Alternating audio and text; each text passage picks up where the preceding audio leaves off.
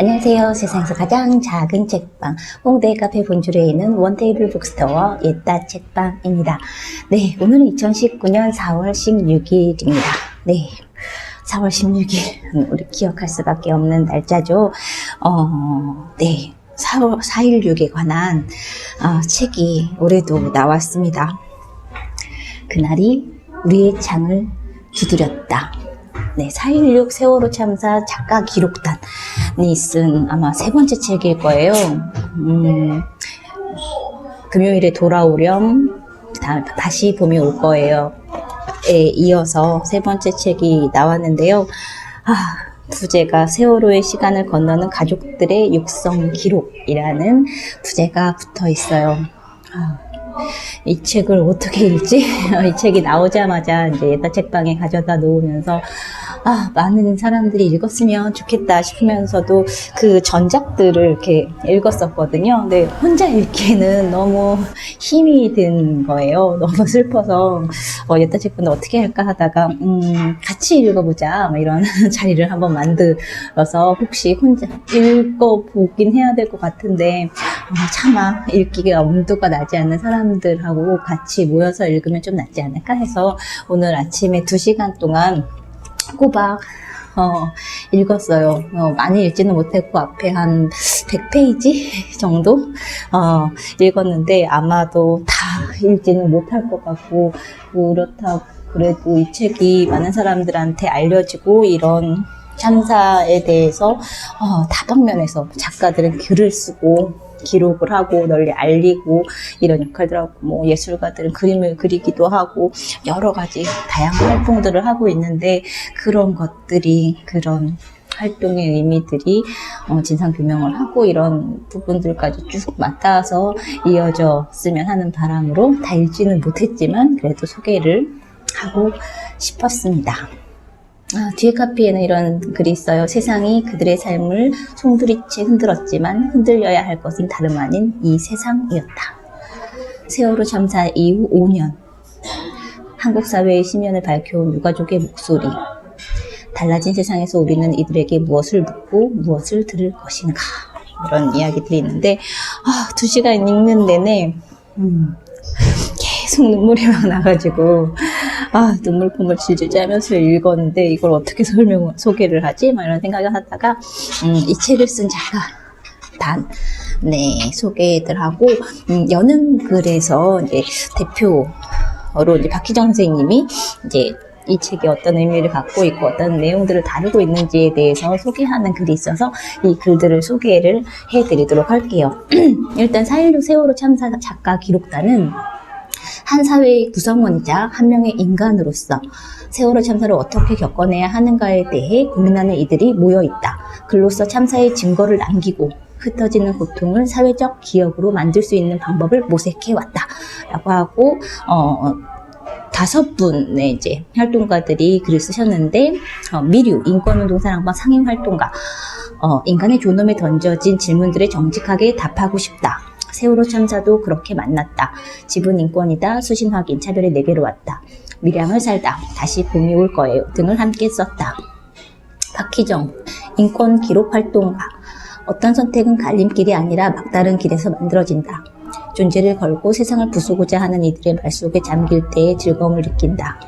숫자가 된 사람들, 그래 엄마야. 나를 보라 있는 그대로. 등을 함께 썼다. 유혜정, 인권연구소 창 연구활동가. 저항하는 이들의 목소리가 우리를 보다 인간답게 만들어줄 거라 믿는다. 동그랗게 모여앉은 세상을 위해 고통과 희망의 뿌리를 삶의 언어로 기록하며 전하고 싶다.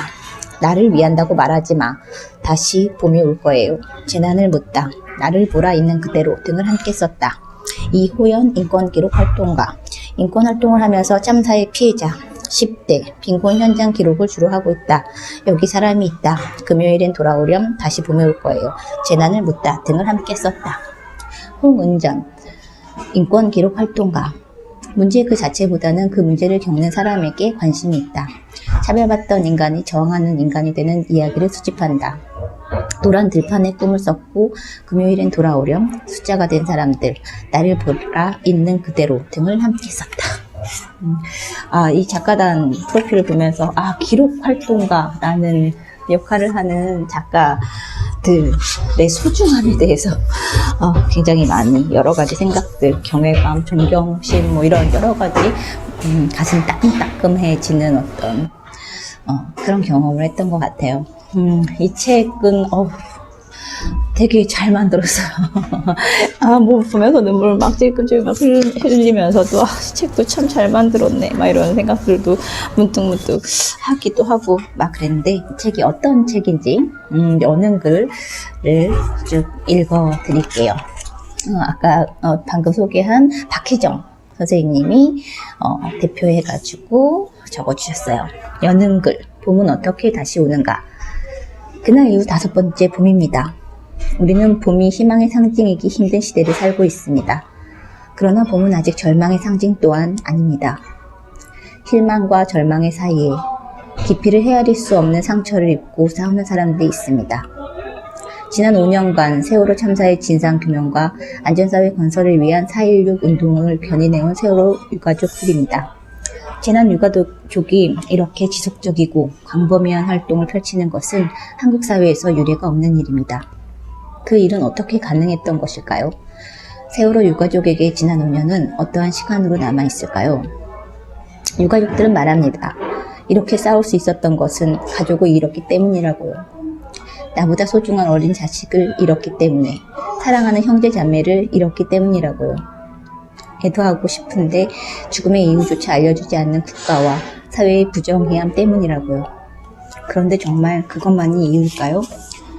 같은 상처가 있어도 그 상처를 안고 가는 길은 사람마다 다릅니다. 사람은 억울하기에 분노하고 싸우기도 하지만 억울함으로 주저앉기도 합니다. 우리가 나약해서가 아니라 상처란 것의 속성과 그것을 이용하는 자들의 잔혹함 때문입니다.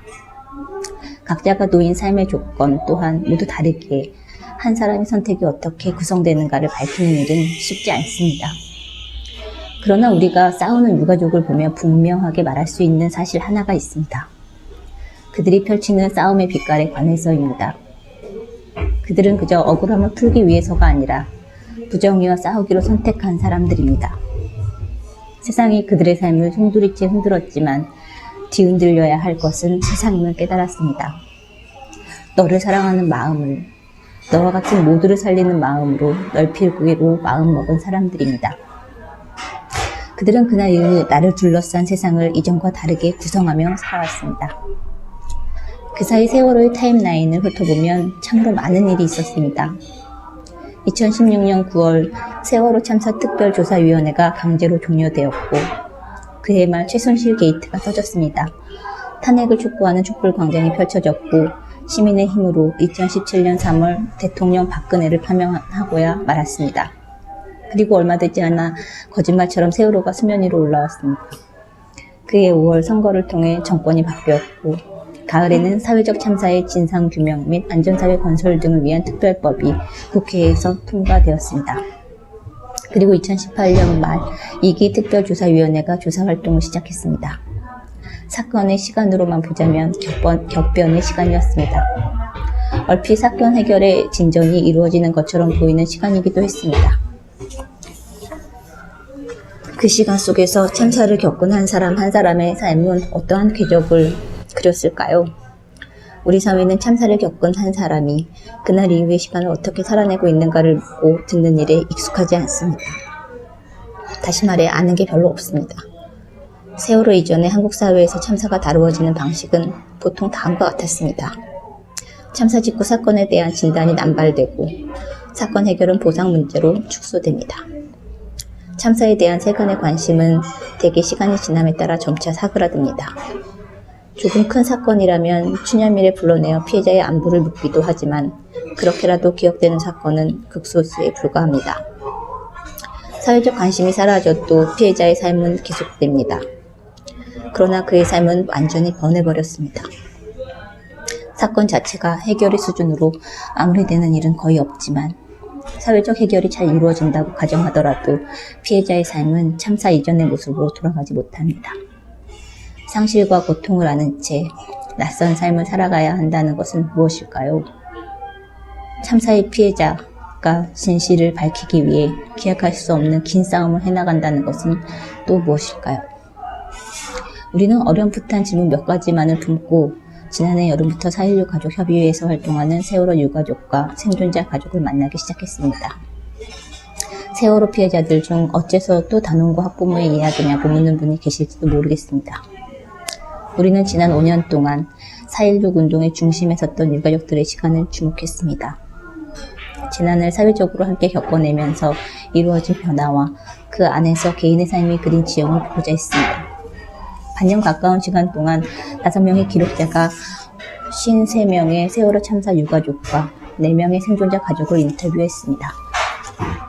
6장으로 구성된 이 책은 고통의 단어 사전으로 시작합니다. 고통이란 무엇일까요? 아프다, 무기력하다, 답답하다, 화가 난다, 우울하다. 이렇게 감정이나 상태를 표현하는 말이 고통을 표현하는 말일까요? 세월호 유가족의 단어사전에는 문고리, 에어컨, 농담, 문진표, 임플란트처럼 특별한 감정을 자극하지 않은 일상어들이 등장합니다. 참사는 내가 일상이라고 알고 있던 모든 것이 부서지는 경험입니다. 물건과 행동과 관계와 사건의 의미가 이전과는 전혀 다르게 다가오게 됩니다. 삶 속에서 뜻하지 않은 순간에 부재를 인식하고 그 부재의 결과를 몸에 새기는 일이 반복됩니다. 말로 표현할 수 없는 사회적 고통은 이 부서진 일상의 결을 하나씩 더듬어 살필 때에야 희미하게라도 그 모습을 드러내는 것이 아닐까요? 고통의 단어 사전의 뒤를 잇는 장, 세월호의 지도는 세월호의 공간에 새겨진 기억에 관해 말하고자 합니다. 우리가 존재한다는 것은 늘 어떠한 공간 속에 있다는 것입니다. 살아간다는 것은 시간만이 아니라 공간과 맺는 관계를 포함합니다. 그렇게 공간은 그 속에 선 사람들을 보여줍니다. 같은 유가족이라 하더라도 한 공간의 의미를 모두 같게 공유하는 것은 아닙니다. 유가족은 균질한 존재가 아니기 때문입니다. 세월호 유가족들의 투쟁에서는 중요하게 기억되는 공간이 많습니다. 그것은 여러모로 이 사건의 특수성을 반영합니다. 세월호가 침몰한 곳은 팽목한 인근이지만 유가족들에게 투쟁의 거점이 된 공간은 팽목만이 아닙니다. 세월호의 지도가 그리는 공간들은 참사 이후 지금까지 유가족들에게 자행된 사회적 부정을 증언하고 있습니다.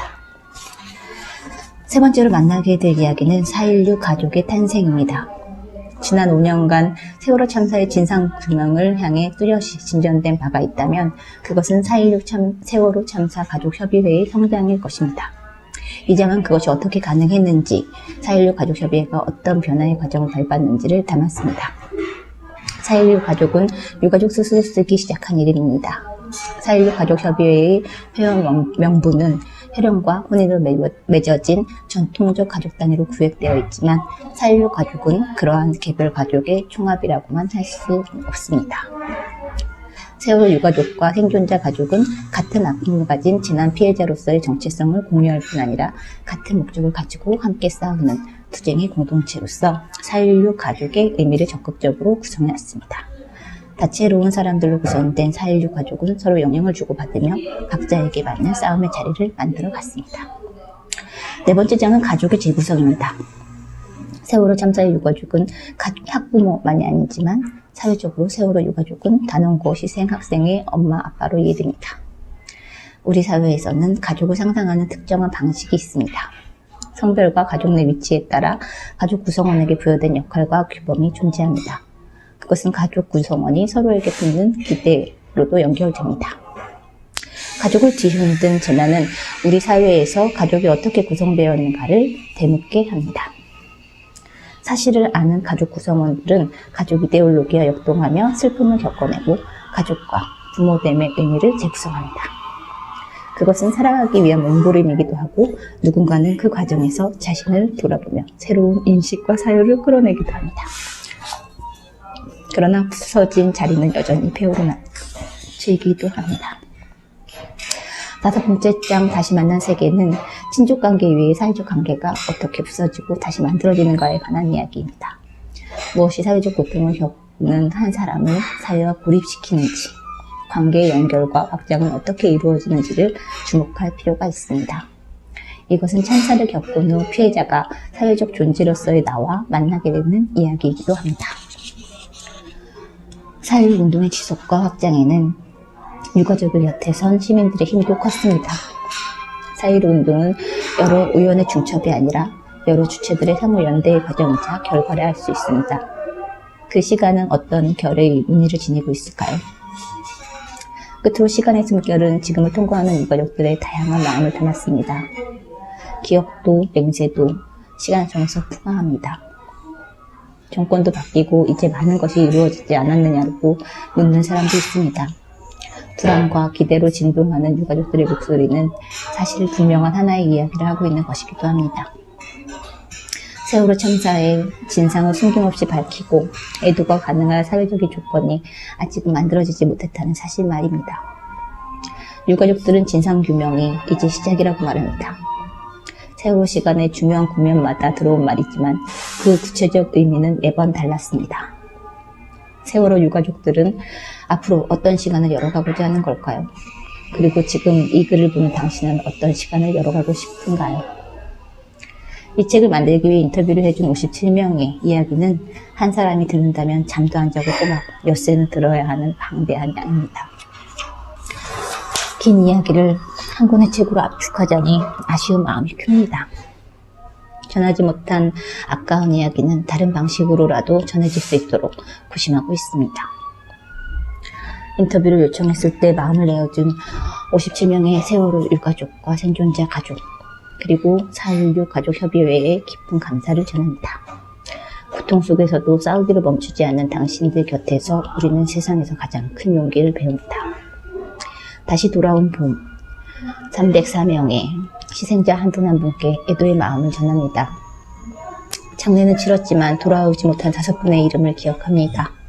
단원고 고등학교 교사 고 양승진님, 학생 고 남현철님, 고 박영희님, 그리고 제주도로 이사하던 중이었던 아버지와 아들 고 재근님과 고 혁균님.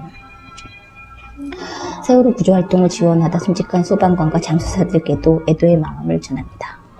이 참사가 핥힌 여러 죽음이 있음을 또한 기억합니다.